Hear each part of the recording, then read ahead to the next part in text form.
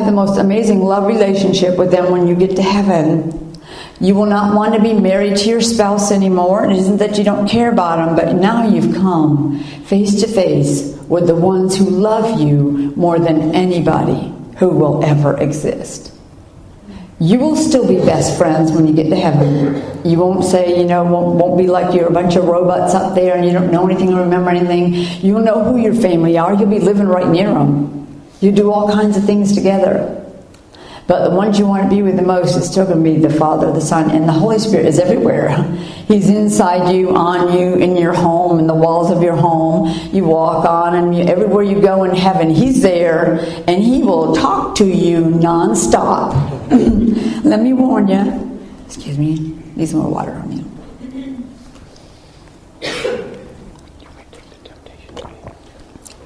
Oh. I might eat one. But He will talk to you nonstop. How many people have said, I wish I could hear the Holy Spirit all the time? You will when you get there. Down here, He gets in my life. I do hear Him 24 hours a day. I go to sleep hearing Him, wake up hearing Him. He gets in my life, in my thoughts, everything. I've had to stop doing a lot of things, stop saying a lot of things, stop going places, laying down a lot of stuff so I could do this. Because they're not going to let just anybody get up here and speak for them. People go, I wish I could do that. Just die. Die a lot every day. Die. Because I know what it means to lose your life. You don't have one. You're trying to find time to eat or sleep. I know what in the New Testament when the Father said, go see what my son did. And I read the part where they were trying to eat and people were climbing in the windows to get to them. They were climbing in the windows and the doors, and they just went to a friend's house to eat, and people heard He was there. They were so hungry to know about God, to have the truth given to them. And He wants that hunger to be on the inside of you. So, anyway, so we do have some books. We have CDs, DVDs back there, and I laughed and laughed the first time I saw my first DVD. I couldn't watch it. I went, gee, I looked like I was dragged through a knothole. That's because I've been speaking for 3 days somewhere, and I was invited to that big church. If you've seen Dancing with the Angels, that was such a God door that He opened for me. And I'm not going to tell the whole story, but I was willing to drive to Atlanta, Georgia for a 20-minute talk at a hospice. They were going to give me 20 minutes to speak at this hospice, and I was going to drive 6.5 hours to do it for 20 minutes. And I was so excited. I've been trying to get in a hospice forever. If anybody needs to know about heaven, it's them. Amen. And God set it up, and I got up there and I almost was there, and they said, well, we don't think you can come now. The person who's going to arrange it isn't here. And I went, I'm coming. Somebody better be ready to listen to me. And so this little receptionist, bless her heart, went in and told the staff who was having lunch, they were getting a special guest for their lunch. And I think it's funny that I didn't talk to the people. I talked to the staff who have to take care of the people. See, now that's God's way of doing it. They were going to bring all the people together and let me speak to them, and that wasn't His plan. And people go, oh man, they messed up. See, this is man thinking. Now you blew it, you might as well go home. The person who's arranging is not there. You can't have the room now. So, hey, no, you got to look at God's way of doing it. I'm not letting you talk to the people. You're talking to the ones who take care of not just those people, but the ones who come after them. And even the ones who don't want that message, guess what? They're going to hear truth about heaven, and they'll know there really is one. But the ones who are there that I've put there, they will explode with excitement. And let me tell you, they did. They did. And I was so blessed for being there. And God set it up, got me something else to do while I was there, because I was there. But you got to be there, right? You got to be there. And then after that, He had me go help rescue a little Jamaican pastor in Randallstown, Maryland. That's where the throne room declarations came from. It's God prophesying to the seat of our government. And I love that CD. It will set you on fire for what He's going to do, and realize that He is in control of everything, even the White House. And yeah, He is going to take it back, by the way. He is taking it back. to a degree that they've never had before. So God tells me this: watch the process. He's been telling me that for several years. Watch the process, because it'll be my desire to move on them, and if they don't let me move on them, I'll move them out. Because in this day and hour, the government will extend my hand and their hand to the people carrying my power.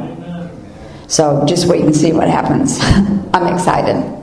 And then after that, got invited to that huge, massive, that big church. Those wild, dancing people, angels dancing in the aisles outside the building. I had a fun time. But it was awesome. But we do have DVDs now. You can see me in living hot pink color. And I think it's powerful to get to see what God is doing. Don't you think so? And God's about to even upgrade the internet and high-tech things the way He wants them to be for His purposes. I know the enemy thinks they belong to Him, but guess what? They don't.